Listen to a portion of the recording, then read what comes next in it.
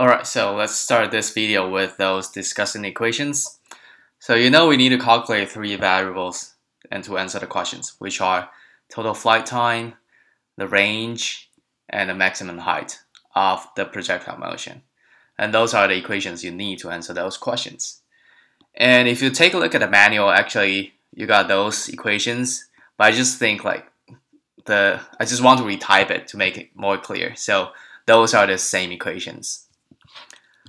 Alright, so where do those equations come from?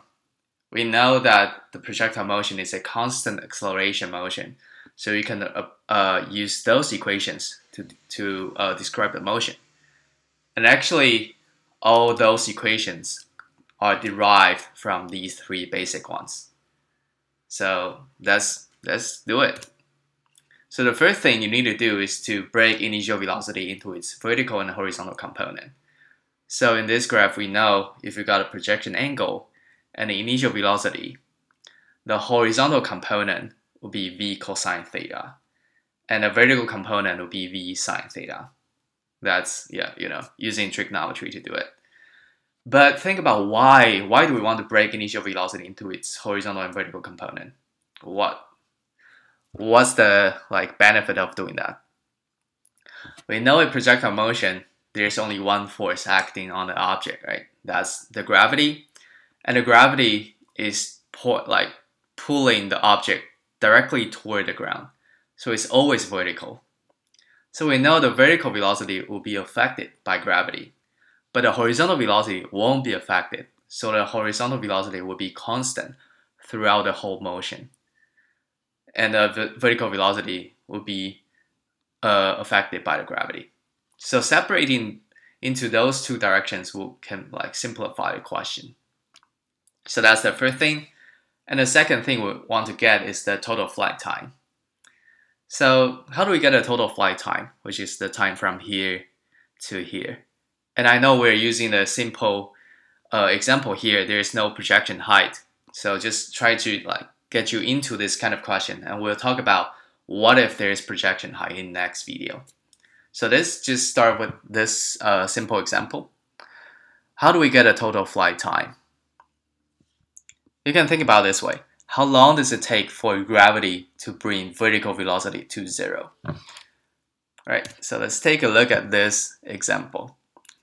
The initial vertical velocity is 9.8 meters per second.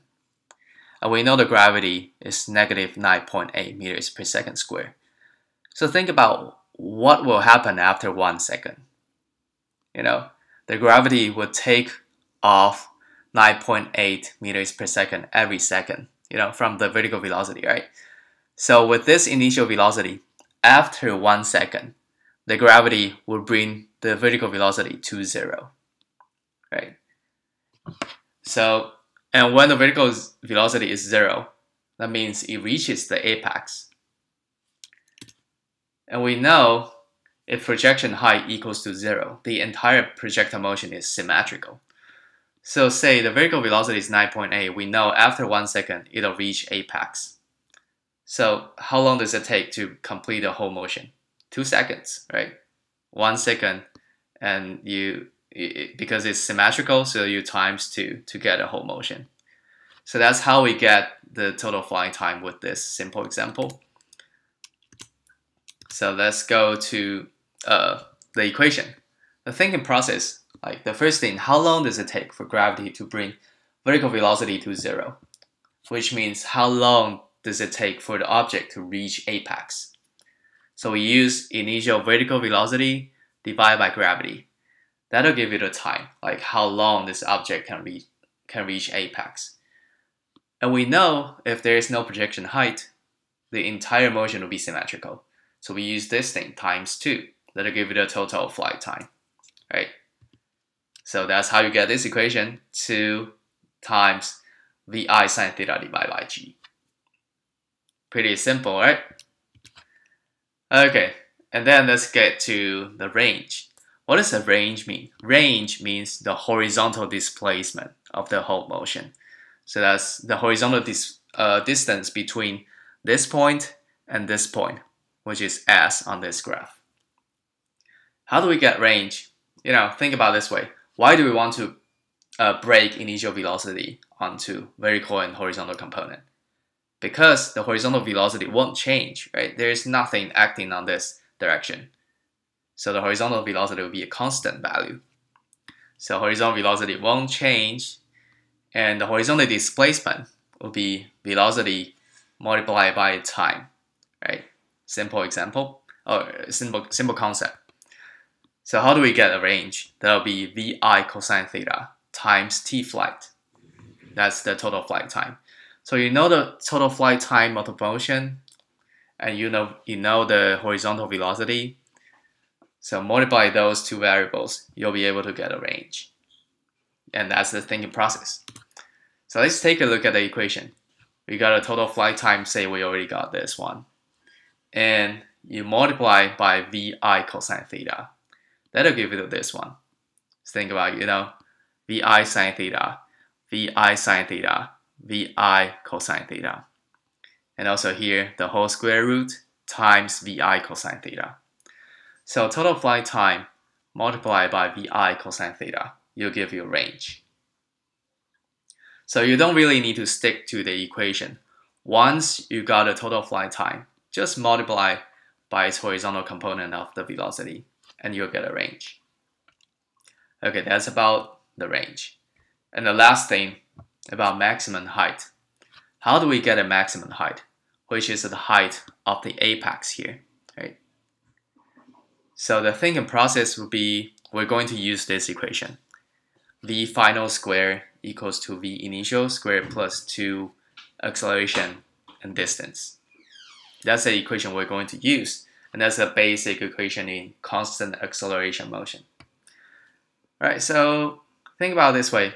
The initial velocity, we're thinking about the process from initial release to apex. So initial velocity will be V sine theta, right, on the vertical direction. And when it reaches the apex, the terminal velocity will be 0, right? So we're only looking at the vertical direction here. And the constant acceleration will be negative 9.8, pointing toward, downward, so it's negative. And the time from here to here will be half of the total flight time, right? So apply those numbers to this equation. You'll get 0 squared, which is the velocity at apex, equals to V sine theta squared, the vertical velocity at the beginning, plus 2 negative g and distance. What is distance? Distance is what we want to get here. So with this equation, you got this, you got this, you got this. So you want to calculate this. You want to get d, which is the maximum height. So we wrote down the equation like this, and then, shift something to the other end of the equal sign. With high school math, you'll be able to get d on one side and the other thing on the other side. So d here, you shift v sine theta here and 2 negative g there. That'll give you this one. So that's the maximum height here, right? So that's about the simple projectile motion without projection height. And we'll talk about how about with projection height in next video.